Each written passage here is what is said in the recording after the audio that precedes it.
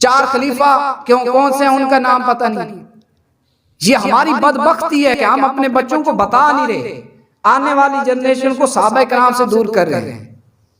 پھر دور ہوں گے تو ایسے دور ہوں گے، پھر فیس بک یوٹیوب ان کے ہتھے چڑھیں گے اور وہاں پر جو ہے نا عجیب و غریب گفتگو کرنے والے لوگ ملیں گے. کوئی صحابہ کرام کے متعلق بول رہا ہوگا تو کوئی اہل بیت کے متعلق بول رہا ہوگا تو کوئی انبیاء کرام کے متعلق بول رہا ہوگا تو کوئی قادیانیت ہوگا، کوئی کہاں تو کہاں. پھر ان کی باتیں سن کر کوئی کدھر جا رہا ہوگا تو کوئی کدھر جا رہا ہوگا.